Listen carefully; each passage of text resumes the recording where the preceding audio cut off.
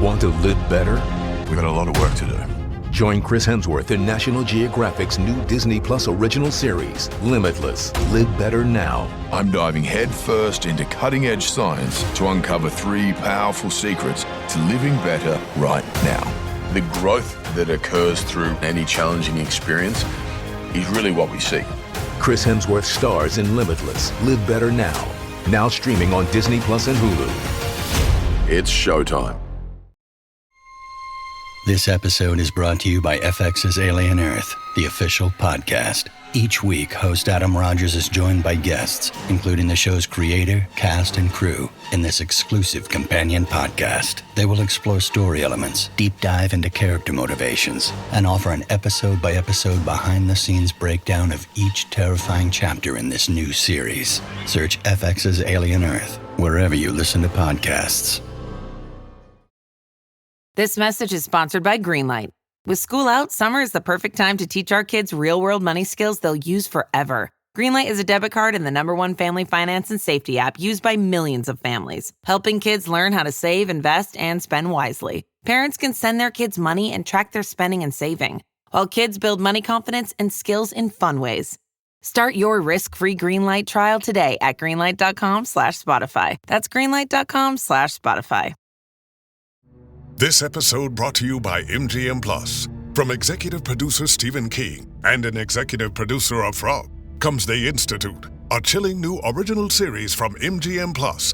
Kidnapped and trapped in a sinister facility, gifted teen Luke Ellis must join other children to fight for their survival. Starring Emmy Award winner Mary Louise Parker, Ben Barnes, and introducing Joe Freeman. The Institute. Watch now on MGM Plus. New episodes streaming Sundays.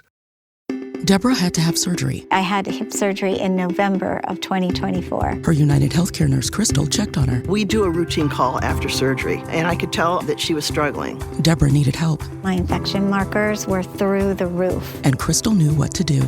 I called the hospital and said she's coming in. And got Deborah the help she needed. Crystal and United Healthcare saved my life. Hear more stories like Deborah's at uhc.com. Benefits, features, and/or devices vary by plan area. Limitation and exclusions apply.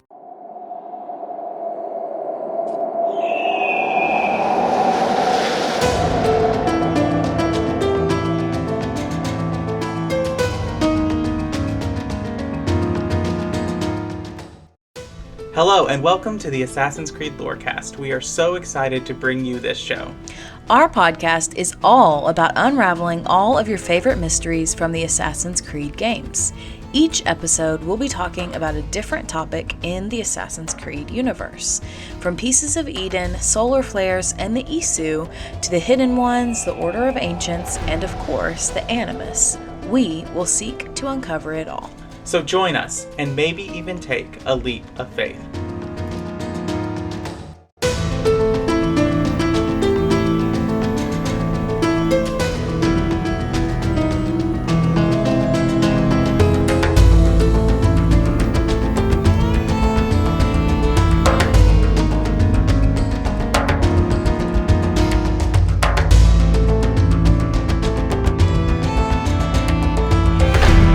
Hello and welcome to the Assassin's Creed Lorecast. My name is Shelby, or She-Cup, and I am one of the co-hosts for this show.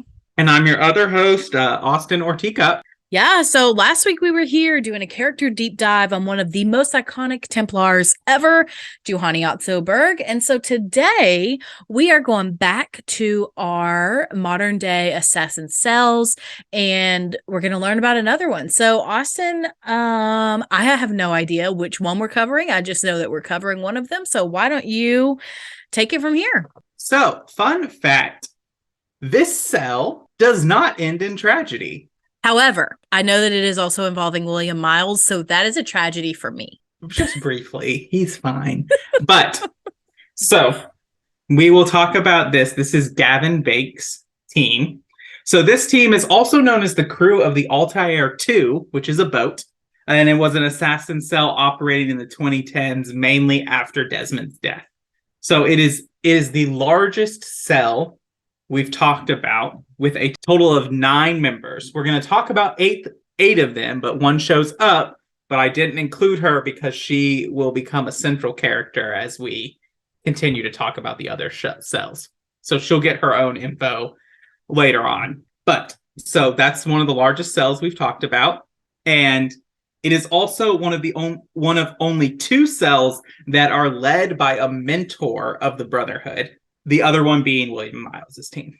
So let's meet the team. So obviously, first we have is Gavin Banks, who is the leader of the team. He spent most of his childhood in very crucial parts in Japan. He was also close friends with William Miles. He took over as mentor of the Brotherhood when William Miles left the Order after the death of Desmond. While William, Desmond, Sean, and Rebecca were chasing down the Grand Temple, Gavin and his team were attempting to keep the Brotherhood together. And so Gavin, fun fact, can also use eagle vision, though not as flawlessly as Desmond or his ancestors can. And the reason for this is suggested that he trained himself to use it rather than being able to innately use it. That's really impressive. I, to be honest, wouldn't have guessed that would be possible, though. Right. It's interesting. Some theories suggest that he has just a very small portion of Isu DNA, not as large as the others, but those are other things. He is also a talented free runner and is fluent in Japanese, which makes sense because he grew up there. So the next one is Susan Drayton. She was a member of the Canadian Brotherhood, and she kind of serves as Gavin's lieutenant.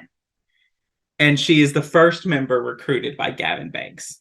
Then our next one is the navigator of the Altair 2. His name is Eric Cooper. He is actually one of the first transgender characters in all of Assassin's Creed. And that's really all we know about him. I wish we knew more about him. That's awesome. Yeah, I really want to learn more about Eric Cooper as well, which we'll get a little bit about him later in the episode.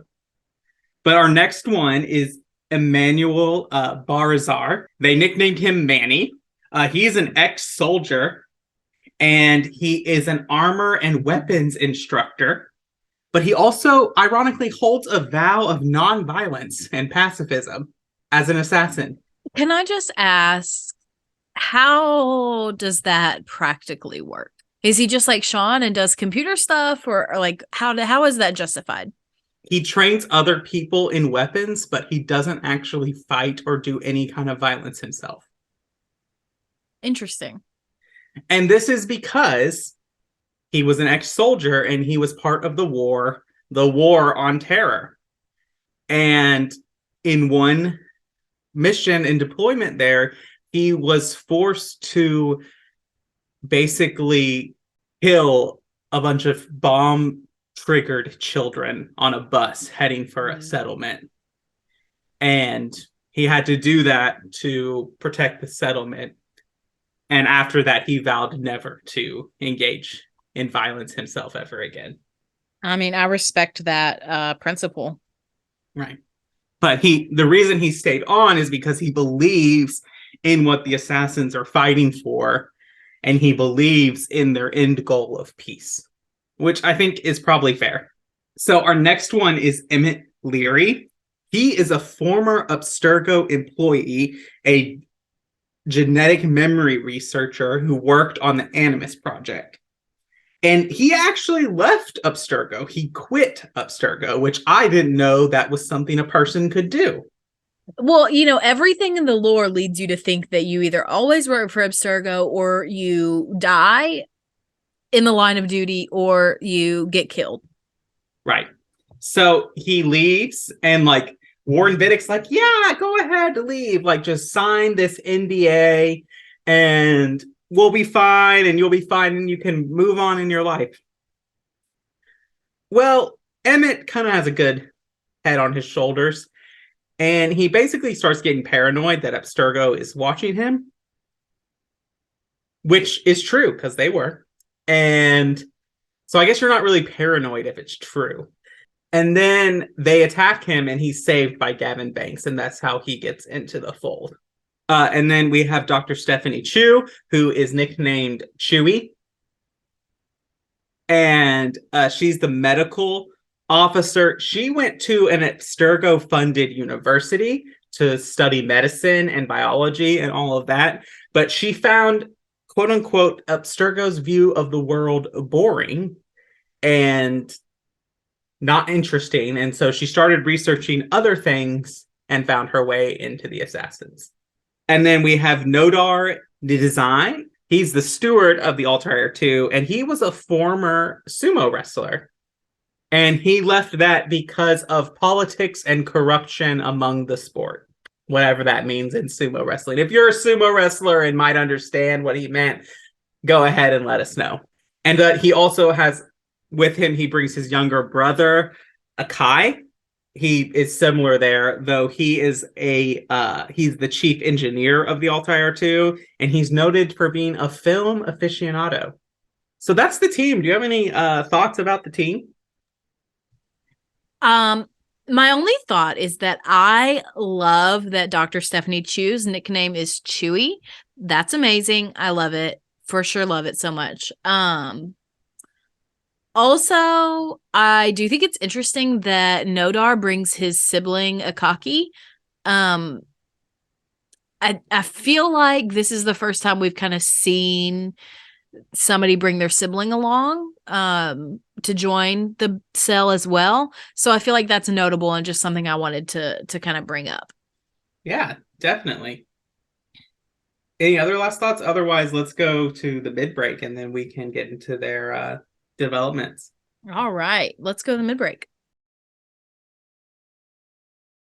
Hello, Nigel here. I couldn't help noticing that you're still awake. Now, I'm an owl. I'm supposed to be up at night, but you need your sleep. So if it's your allergy symptoms that are keeping you up, here's a word to the wise. Try Xyzal. You see, Xyzal works fast to relieve sneezing, runny nose, itchy watery eyes, and itchy nose and throat. And it keeps going strong for 24 hours, so you can get your sleep and wake up refreshed and ready for a productive day ahead. Be wise, all. Take Xyzal at night. Use as directed. Starts working in 45 minutes. It's back to school season, and Clorox is donating 2 million disinfecting wipes to classrooms across America. Because back to school means things can get a little bit messy. Just ask second grade teacher Mr. Torres. Put me and just one Clorox wipe on a team, we can take on crayon smudges, sticky fingerprints on every surface, sneezes on the door handle, juice box explosion by the sink, snack crumbs, and don't even get me started on the bathroom passes. Clorox disinfecting wipes, teacher's #1 wipe. Think about it. Bathroom passes. Clean feels good. Based on unit sales data. Your earbud fell in a coffee cup. You need a taco pick-me-up. When modern life gets rough, grab the timeless taste you love. Paso, the old El Paso. Ma cos'è? Shoot! Shoot a flying demon! Malaka! Malaka! Malaka! I get the sense you two are ill-fit for whatever it is you're plotting. This one takes us for a fool, brother. We sons of Ragnar have this well under control. No, we do not. Sons of Ragnar.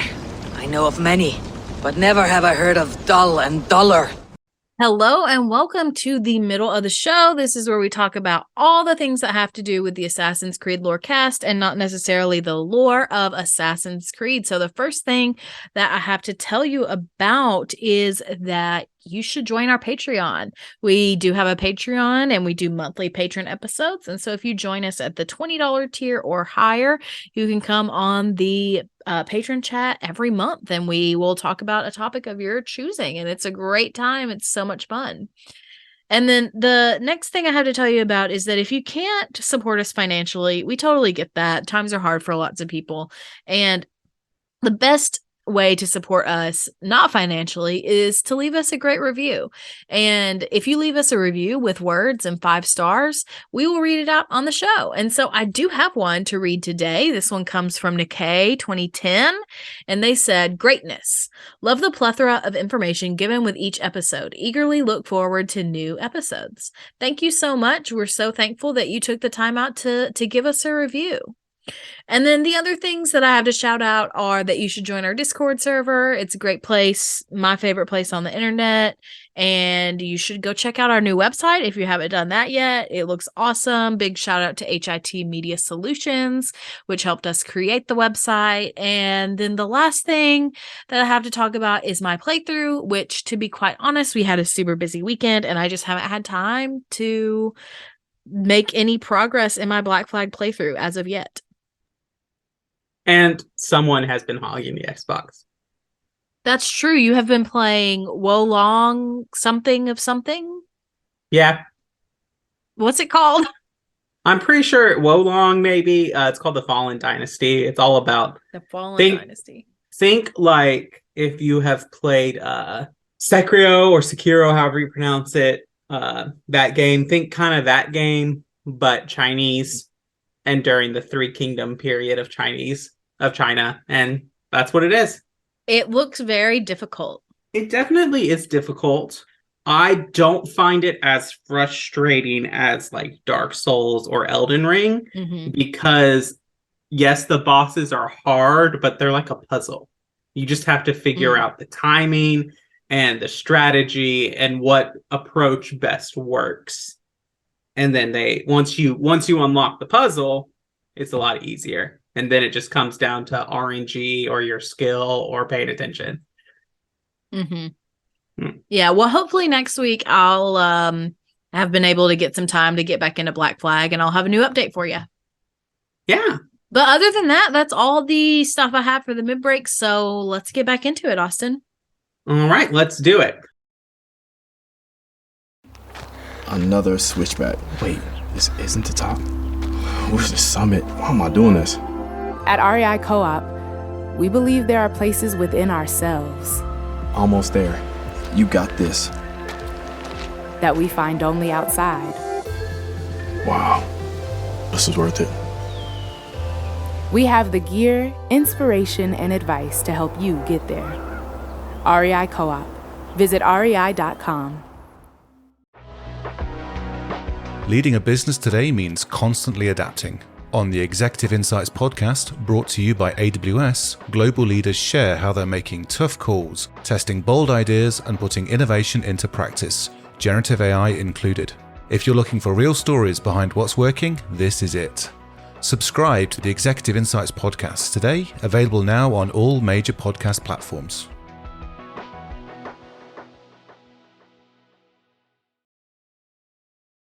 Me, Haytham. I come in peace. Why are you speaking so slow? Sorry. What? I was told you could train me. No.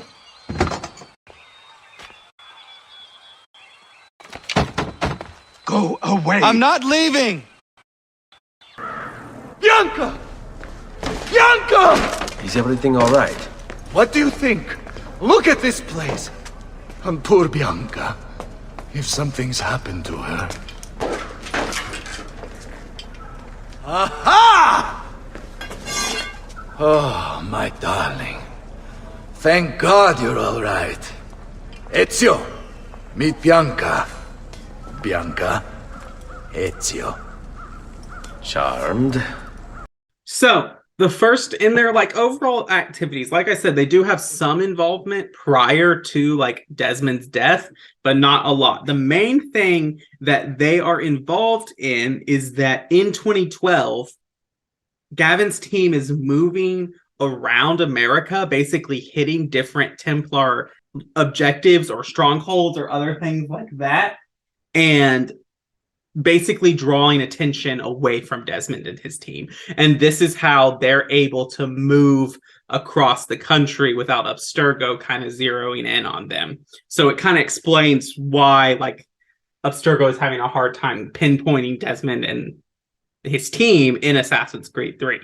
So yeah, that's how we know that Desmond was able to move freely in America in Assassin's Creed 3. So this is important to note that after Desmond's death, William Miles is obviously distraught, and we can talk about another time in his character deep dive, like if he has a reason to be distraught or not. But he decides to step down as mentor. And he basically goes to Gavin and says, "You're the only one I trust to do this. I'm stepping down as mentor. You're now mentor. Basically, here's my codex. Have fun deciphering it and planning the future of the assassins." And then William Miles pieces out. As William Miles does frequently. Yes. I do, I find it frustrating that he's so willing to give up so easily. I feel like he does this on Desmond. I feel like he doesn't really ever stick with anything other than the Assassin Order in general. I don't know. But we all know how I feel about William Miles, so maybe I'm not the most unbiased person. Right. I mean, he is kind of terrible. Next, we have so Gavin is basically tasked with his team and basically like, okay, I'm going to decipher this codex that William left me to try to figure out what our next step is. And so he basically figures out that the team needs to go to Osaka, Japan. And he basically leaves behind Rebecca and Sean to be his eyes and ears in America. Which I just think is so interesting that the mentor of the assassin like leads what's probably like a central place of the world at this point with the America. Like, I know we talk about American centrism, but we're a big country with a lot of power and a lot of resources. He leaves 2 assassins to basically watch over the whole continent. Yeah, I agree. It doesn't really make a lot of sense to me, but I guess I can also see it like if you think that what you're doing is so important and you have to figure it out right now, like I can understand. It's not like he's just abandoning the country. Like there are other people there who can help if things go wrong. Right. So in 2013, the team arrives in Osaka, Japan, and Gavin takes Emmanuel and Eric to the Brotherhood location, only to discover that the entire Brotherhood has been decimated by Yakuza thugs. At first, they think it's the Templars, but after investigation, they realize that it is Yakuza. So Gavin orders his team to stay behind and watch for any survivors or the Yakuza group that is responsible. So the team learns quite a few things. One, Emmet learns that a ruthless Yakuza branch known as the Onmakarai Gumi had been wiped out by a violent gang war, but interestingly enough, their business fronts were still operating. So Emmanuel basically tracks their financial transactions at this point and discovers that they have a new base, though he can't find any mention of the new leader. So Gavin kind of takes this decision to be like, okay, let's just like enough like subterfuge, enough like trying to find the needle in the haystack. Let's just go to the haystack. Let's just go to this HQ and demand to be confronted with this leader and everything. So on December 17th, Gavin and Emmanuel head to the Yakuza HQ to demand a meeting with the leader, which let's just talk about, like, that's ballsy to me. Like, for those of you who don't know, the Yakuza is kind of like the Japanese version of the mob. Yeah, I was going to ask that question, but also it's really interesting to me that Gavin takes Emmanuel with him when Emmanuel has like vowed that he'll never be violent again. So if the shit hits the fan, Gavin is the only one who's like going to be fighting. Right. So they meet a guard named Kiyoshi Takura, who Gavin provokes into attacking him. Well, he is friends with William Miles. Yeah. So they basically have this kind of fight, and it's kind of going on. And basically, so Emmanuel also speaks Japanese. And they are talking with him, and as these other Yakuza people are coming out, they're talking about, like, hey, like, they basically say, like, the grandmother's not going to be happy with this, especially since the effort she took to hide the Brotherhood, is what they say.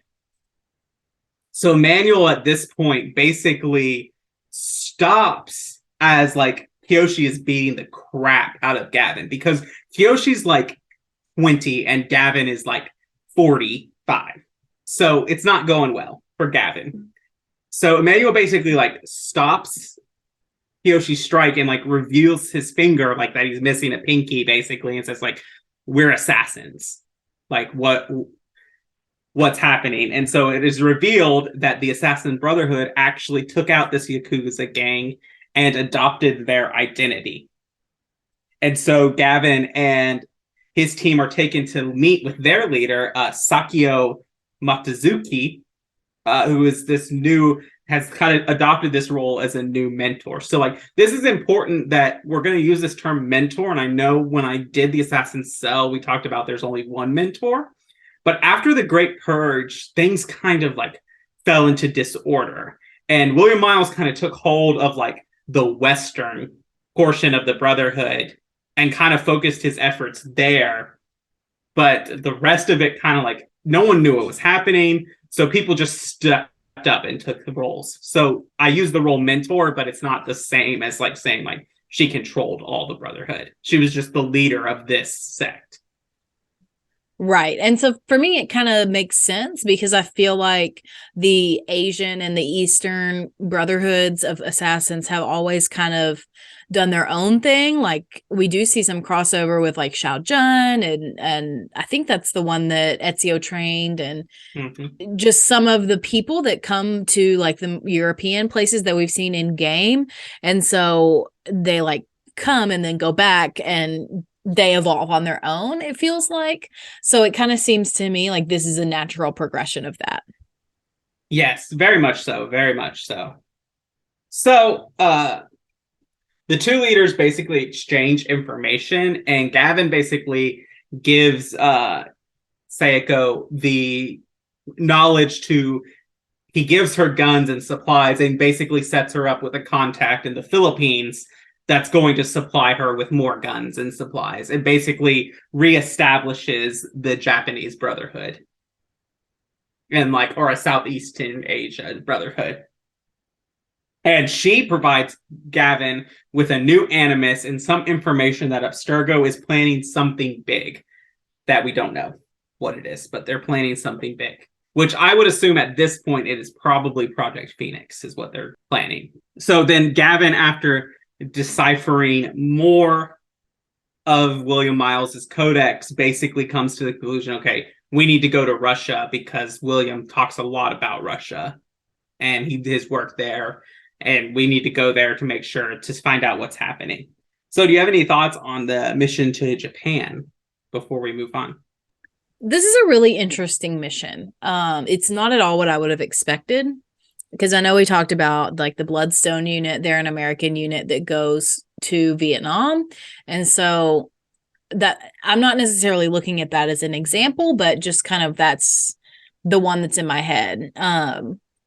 And this is a completely different, like this mission is completely different from the Bloodstone mission. And it's striking to me, I guess, that like the Yakuza, they are like basically kicking Gavin's ass and they're still able to like come to a compromise. They're still able to come to a place where they're like, okay, we all agree on this. This is the best thing for both of our groups. Let's move forward. Which the Bloodstone unit could never do, to be frank. Right. Well, let's also remember that there is a chock load of mental instability among the Bloodstone unit. That's also fair. Very fair. And the Bloodstone unit is an arm of the CIA. And the Bloodstone unit isn't official assassins either, which is fair. All good points. But yeah, so they decide to go to Russia. And so he takes Emmet and Emmanuel to Moscow.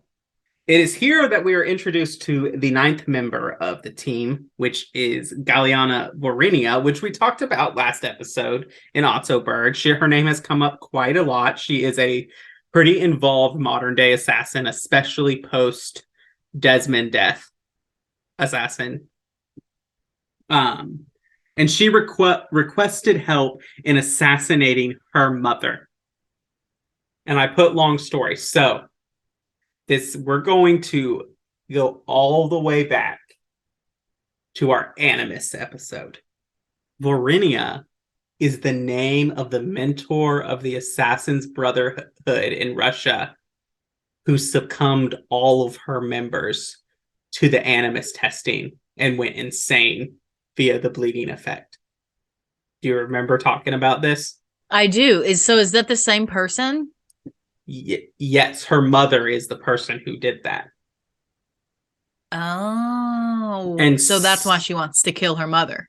Yes, because they need to take down the assassin. They basically need to come down and take down the assassin brotherhood. And basically the team goes in, they recover this, like they try to save who they can. They end up having to kill some people who will not cooperate.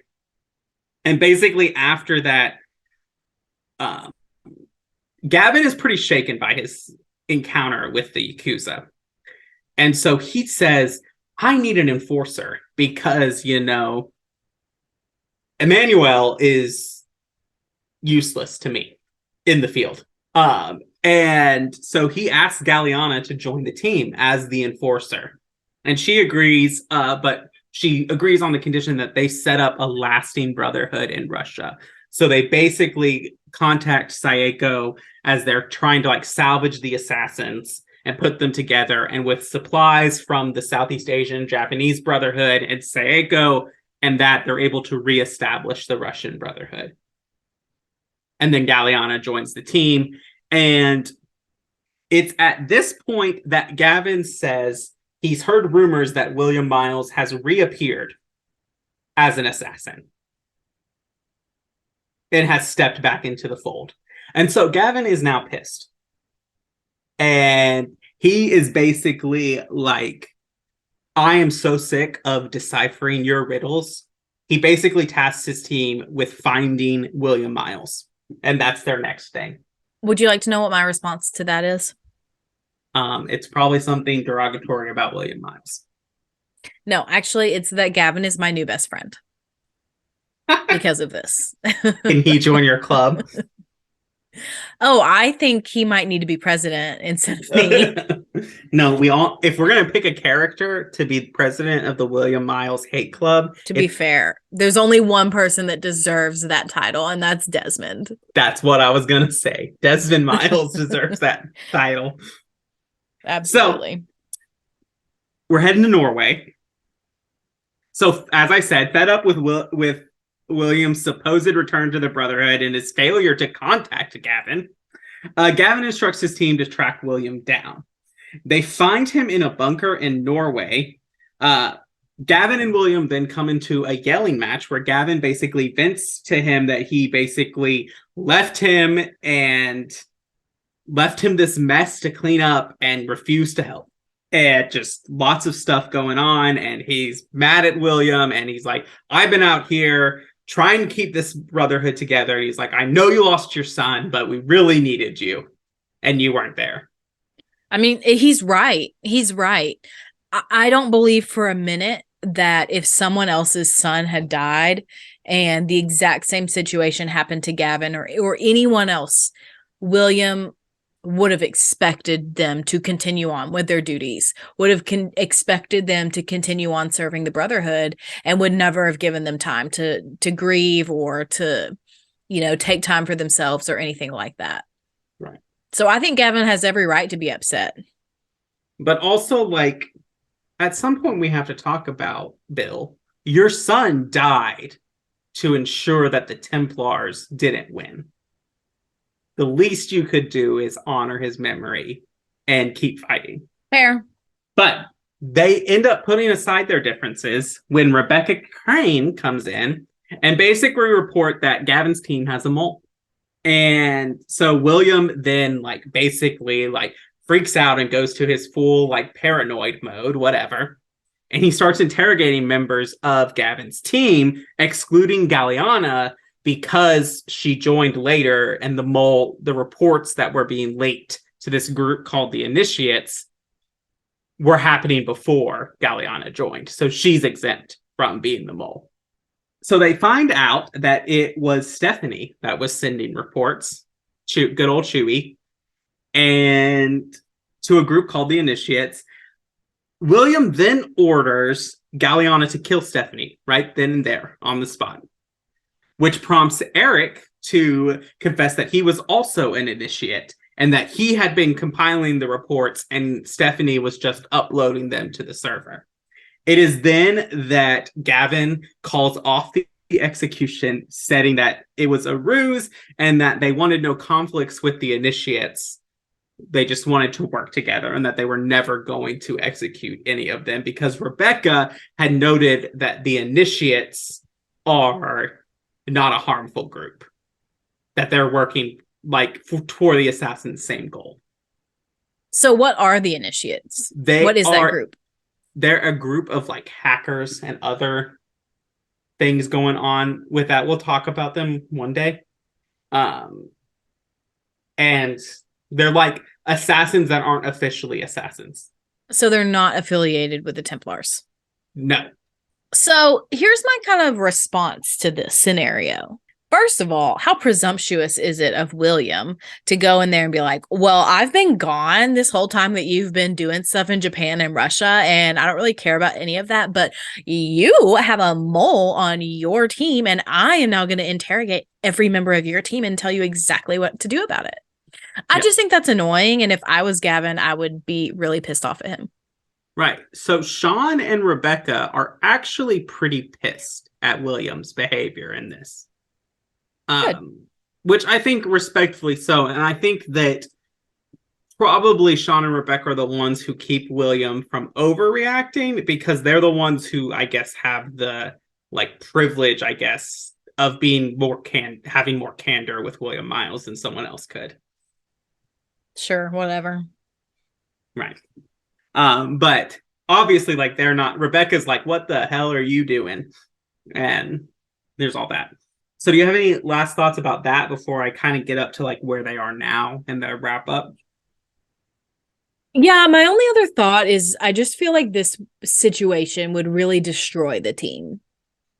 Especially if it's a ruse to kind of flush out the mole. I feel like I would be really upset that someone's threatening to kill me when they actually weren't. And so I feel like this would have some devastating effects on just whether or not the team can trust each other. Well, after this, basically, Gavin and William basically decide that this team has too many assets in one place. And so they start to divide up the team and they start going to other places. So eventually they wrap up all their exploits. And in 2018, the Altair 2 is transferred to Layla Hassan and her team as they begin on their journey through the Mediterranean and all of that.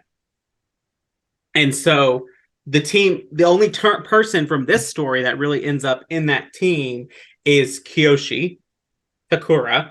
He comes to basically come and work with Layla. And then Galliana moves on to other cells. She basically goes around to be an enforcer, a hitman. She helps with Bishop, who we haven't talked about yet, but we probably will. Bishop, who coordinates with Sean and Rebecca, and what's called the a lot of the animus work of Syndicate and Unity. Bishop kind of leads that, and Galliana is kind of her enforcer. She's the one who fights Otto Berg under Buckingham Palace. She's the one who recruits Charlotte de la Cruz. She deals with that. She's kind of everywhere. She's kind of like the assassin to Otto Berg. Wherever Otto Berg is, wherever Otto is, Galliana is. And then Gavin is still around, but we have not seen him in the new timeline other than he makes an appearance in the 2020 book as AC Gold, which I have not read yet and has not been updated in the wiki yet. Sounds like we'll just have to get that book and read it. Yeah.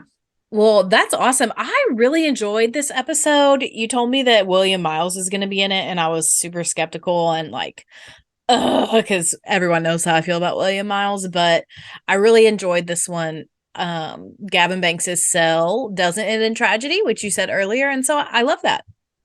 Yeah. They just kind of decide we've served our purpose and our assets are better used somewhere else. Which I think is mature and smart and tactical. So yeah, that's all I got. All right. Well, thanks for doing the research and bringing this episode. This has been a good one. All right. Well, thank you all for listening, and we'll see you next week on the Assassin's Creed Lorecast.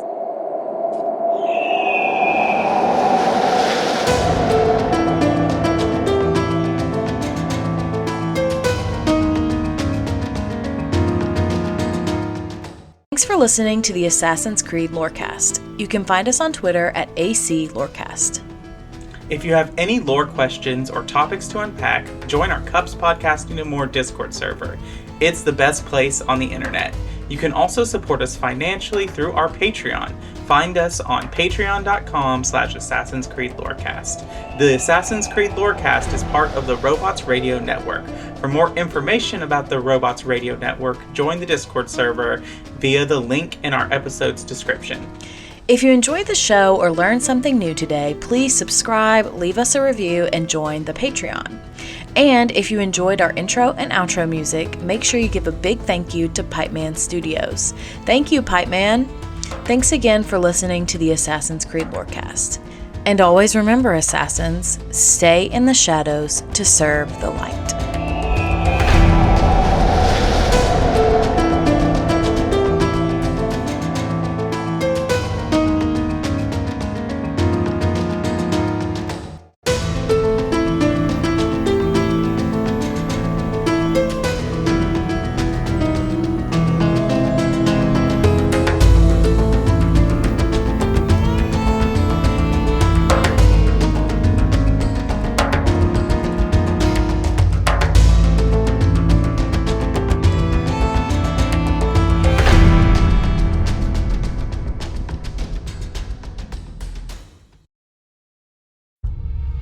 Are you a fan of Elden Ring? Are you confused about the lore as pretty much everyone else? We've got you covered. Check out the Elden Archives, a lore podcast that helps to explain every little confusing detail about the lands between.